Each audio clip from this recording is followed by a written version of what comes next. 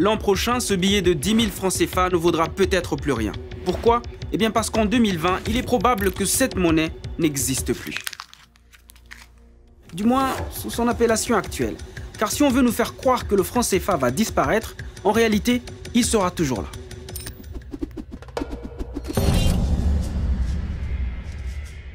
En 2020, le franc CFA est appelé à céder la place à l'ECO dans les 8 pays de l'UEMOA, l'Union économique et monétaire ouest-africaine, c'est-à-dire l'une des 2 zones monétaires qui utilisent le franc CFA. Une nouvelle monnaie qui devrait à long terme s'étendre à tous les 15 pays de la CEDEAO, la communauté économique des États de l'Afrique de l'Ouest. L'ECO est donc censé être différent du franc CFA, qui est farouchement critiqué, notamment pour ses liens avec la France et l'euro. Je vais vous montrer qu'en réalité, si changement il y a en 2020, le franc CFA ne risque de changer que de nom. L'ECO, c'est quelque part un stratagème pour les pays qui utilisent le franc CFA de ne pas faire du tout de réformes et en tout cas de couper ce lien-là avec le trésor français. C'est comme si vous alliez dans un restaurant et on vous sert la sauce habituelle, préparée avec les mêmes ingrédients, par le même cuisinier, mais avec un nom différent sur le menu. Attendez, je vous explique. La CEDEAO compte 356 millions d'habitants et totalise un PIB global de plus de 817 milliards de dollars américains. Depuis sa création en 1975, la CEDEAO rêve d'une intégration régionale qui doit passer par une monnaie unique.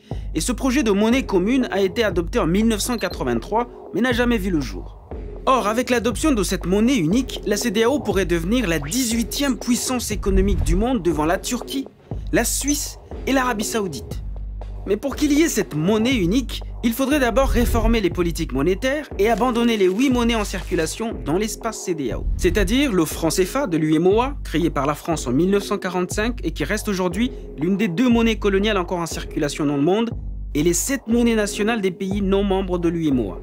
Le 29 juin 2019, les chefs d'État de la CEDEAO ont enfin annoncé la création de cette union monétaire. Le problème, c'est que sur le papier, ça ressemble à la monnaie unique tant attendue, mais dans sa mise en œuvre, l'ECO a tout l'air d'un franc CFA sous un autre nom.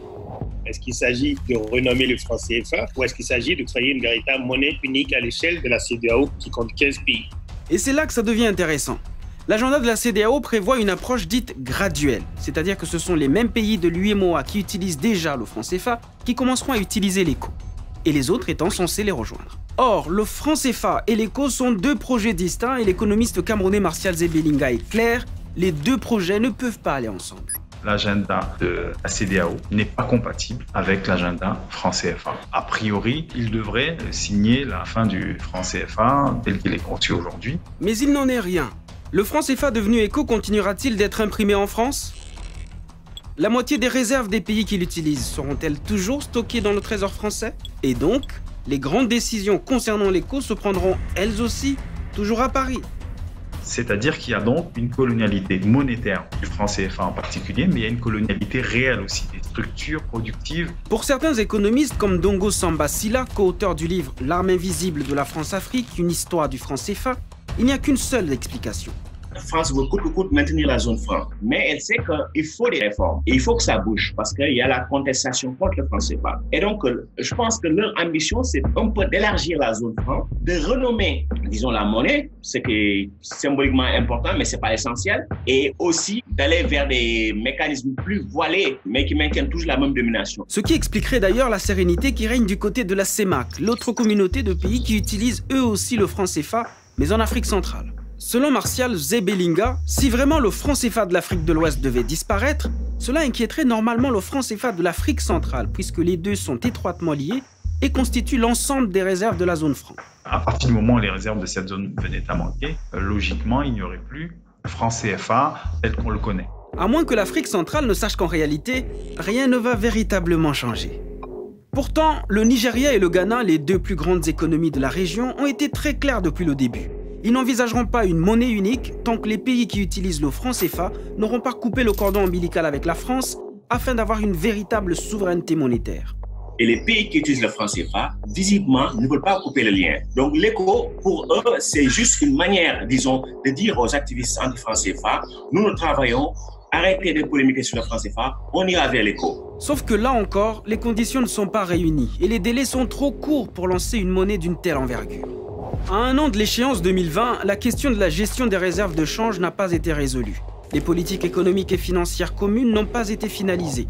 La CEDEAO n'a même pas encore de nouveau traité d'union monétaire et les statuts de la future banque centrale n'ont pas été clairement définis. Allons-y point par point. Concernant le taux de change, les chefs d'État de la CEDEAO se sont prononcés le 29 juin 2019 pour un régime flexible. Mais de retour d'une visite à Paris, le président ivoirien, qui est aussi président en exercice de l'UEMOA, a tenu un discours totalement contradictoire. Si l'éco devait venir à adoption en 2020, il n'y aura pas de changement de parité entre le franc CFA devenu éco et l'euro. En gros, même le taux de change ne changera pas.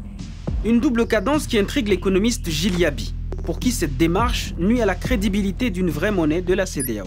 Je crois que cette crédibilité elle doit venir de l'engagement politique extrêmement fort des dirigeants de tous les pays de la région. Je ne suis pas sûr qu'on ait le leadership politique aujourd'hui dans la région qui permet de le faire. Le communiqué de la CEDEAO parle d'un système fédéral et d'une banque centrale communautaire.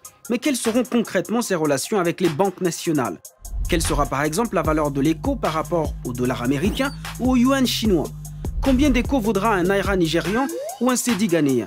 Quel rapport ces monnaies entretiendront-elles au sein de la CEDEAO? On est à quelques mois de l'entrée en vigueur d'une monnaie dont dépendront potentiellement plus de 350 millions de personnes et la seule chose dont on est sûr, c'est son nom, qui est d'ailleurs lui aussi problématique. À quoi renvoie le terme éco dans la vie des populations au quotidien? Rien, absolument rien, si ce n'est une forme de mimétisme par rapport à l'euro. Il y a un vrai problème de créativité, d'imagination et surtout, il y a l'absence d'un imaginaire africain.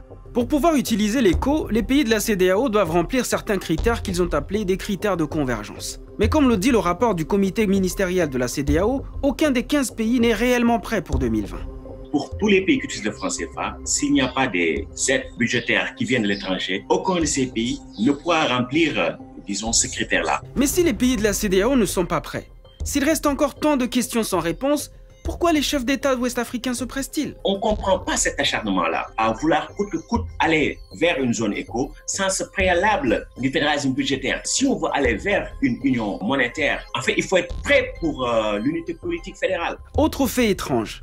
Comment se fait-il que des présidents comme Alassane Ouattara, défenseur du franc CFA, fassent partie de ceux qui subitement veulent une nouvelle monnaie en 2020? Martial Zebelinga y voit un risque d'enterrement du projet.